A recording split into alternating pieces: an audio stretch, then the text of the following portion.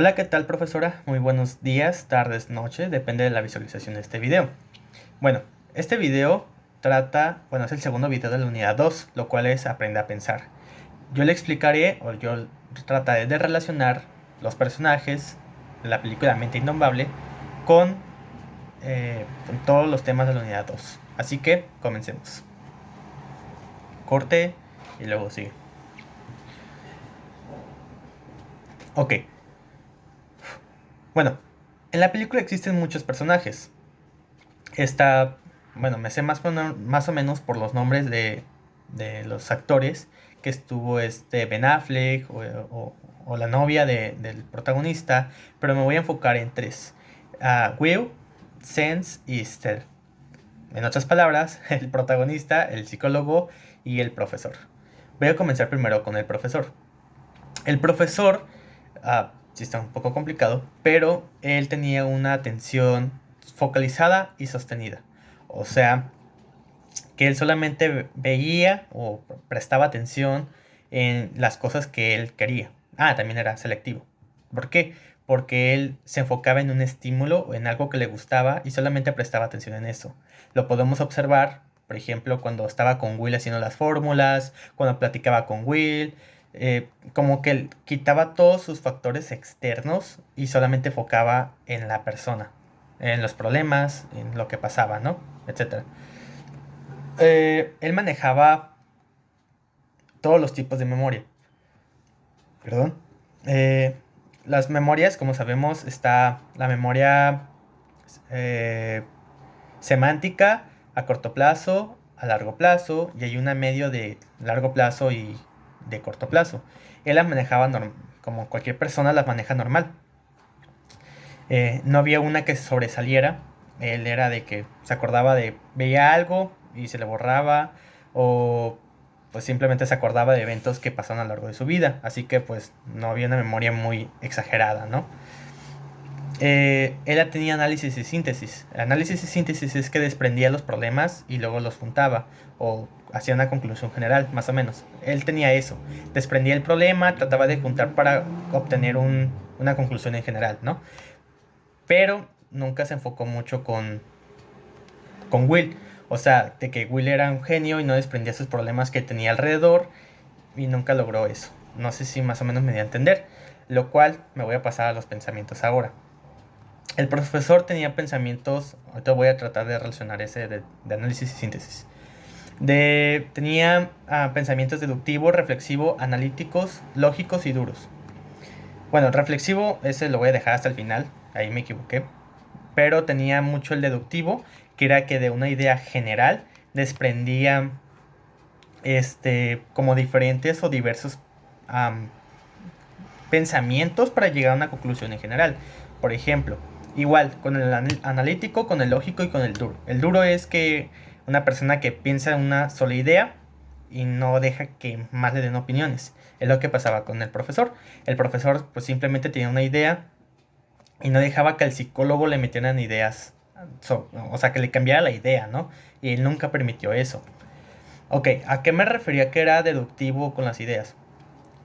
El profesor tenía esa idea de que un genio automáticamente tenía que ir a estudiar a diferentes universidades o ganar mucho dinero o desarrollar fórmulas. Él tenía esa idea, más nunca se puso a pensar de que esas personas o las personas genias, aquí tengo la mano, no querían desarrollarse en eso, o sea, no querían, ok, pues sí, más que nada es eso. Que el genio no quería ir a la universidad, sino disfrutar su vida de otra manera. Pero el profesor siempre hacía eso. Persona genia puede desarrollar fórmulas en las matemáticas, ganar mucho dinero, o ir a universidades a crear nuevas tesis, nuevas teorías. Y eso estaba mal. Por lo cual, ahí lo relacionó con el pensamiento duro, que él tenía un pensamiento objetivo y no dejaba que alguien más se metiera a eso. Ahora, ¿por qué dije que tenía pensamiento reflexivo? Porque al final de la historia, cuando Will decide como abandonar la propuesta de trabajo, decide tomar sus propias decisiones, el profesor como que acepta sus errores, acepta que hizo mal, acepta también las peleas que tuvo con el psicólogo y se vuelven a juntarse como amigos, vuelven, pues sí, a convivir. Así que pues se podría decir que él desarrolló ese pensamiento, ¿no? Reflexivo, de que ya iba a comprender mejor las cosas. De ahí me paso con el psicólogo. El psicólogo pues obviamente maneja tanto atención focalizada, atención sostenida y atención selectiva. A él sí se le nota más, o traté de identificarlo más, porque cuando Will, el protagonista, llegó por primera vez al consultorio, trató de cuando el psicólogo le trató de preguntar de su vida, Will lo trató de despistar con los libros, con la pintura, pero el psicólogo estaba atentamente a Will, no a otras cosas, a otros factores externos. Su pensamiento era su pensamiento su atención, mejor dicho, era de que si él le llamaba la atención a algo, a eso se enfocaba. Por eso era atención focalizada, sostenida y selectiva. No se despistaba por nada, ¿sí? De igual manera, ahora me pasó con la memoria. Él manejaba todo tipo de memorias, pero como ser humano, normal, tranquilo. No se le resaltaba ninguna. De ahí también nos pasamos a análisis y síntesis, que él también las desarrollaba muy bien. Él sí se enfocaba, a él sí se le nota un poquito más de que había muchos problemas y él podía juntarlos y obtenía una respuesta, ¿no? Él sí logró eso. Yo sí vi que tenía eso. No sé si me di a entender otra vez. Y de ahí me paso a los pensamientos reflexivo, creativo, sistemático, práctico, deliberativo y suave. A él se le desarrollan más los pensamientos del ser. ¿A qué me refiero a eso? Mientras Will y el profesor se desarrollaban más como que a recabar información y llegar a una conclusión en general, al profesor esa conclusión general, bueno, cuando recababa toda esa información, él se preguntaba qué es lo que sentía la otra persona o qué es lo que quería la otra persona, por ser un psicólogo, obviamente. Ok, ¿a qué me refiero? ¿Tenía pensamiento reflexivo? Sí. ¿Por qué? Cuando Will o cuando el profesor veía, o sea, el psicólogo veía al profesor, a Will, que lo que quería o lo que tenían planteado, el psicólogo decía, ok, pero tú en verdad quieres esto, o qué es lo que te hace feliz, o qué es lo que está pasando en tu vida. O sea, él se ponía a pensar más que nada en eso. Trataba de como eliminar todas las respuestas lógicas y más enfocarse en lo que está pasando, en lo que siente y todo eso. Lo cual eso significa que es también un pensamiento deliberativo, que es sobre la moral, de lo que verdad está bien y lo que no está mal, lo que está bien y lo que está mal. ¿Por qué? Porque podía haber plantado a Will, decirle, oye, métete, o sea, seguí la idea del profesor de que se metiera a estudiar y que ganara mucho dinero, y no, el psicólogo dijo, tú haz lo que quieras, tú haz lo que seas, lo que en verdad te hace feliz, ¿no? Tiene pensamiento creativo. Buscaba diferentes alternativas para dar la respuesta a Will. Se lo llevó al parque, le empezó a expresar pues cómo en verdad es Will, de que leía los libros y que su vida lo podía interpretar mediante un libro. Y pues él trataba de encontrar las mejores maneras para que podía relacionarlo, para que podía entender el tema Will.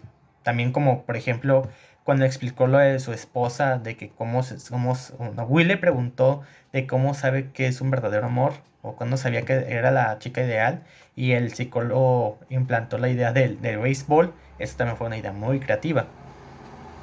Y suave y sistemático, pues como lo dije, se enfoca mucho en los sentimientos. Ahora me paso en el personaje Will, que es el que más se desarrolla en la película. Él se le sobresalen muchos puntos. Para empezar, era un genio. Para empezar, era un genio y que sabía hacer muchas cosas y aprendía muchas cosas. Primero me voy a enfocar con la atención. Él era selectivo, era alternante y dividido. Voy a poner el mismo ejemplo de cuando entró por primera vez. Suceden muchos ejemplos, ¿no? cuando está con la novia, cuando está con los amigos, etcétera. Pero el ejemplo más claro que yo pude percatar es cuando llega al consultorio por primera vez, su atención fue primero selectiva, o sea, se enfocó primero en el psicólogo. Cuando el psicólogo le empezó a desprender o a preguntarle preguntas, vaya la redundancia, de él mismo, él hizo una atención alternativa, que es de que aparte de poner atención al psicólogo, veía a su alrededor o qué otras cosas le llamaba la atención. Cuando él captó los libros, captó la pintura, todo ese tipo de cosas, ahí es donde se hizo esa atención dividida. Tanto, tanto prestaba atención al psicólogo como prestaba atención a los demás. Y cuando le gustaba algo más, pues quitaba el psicólogo y se enfocaba en los libros, ¿no? Fácil y sencillo.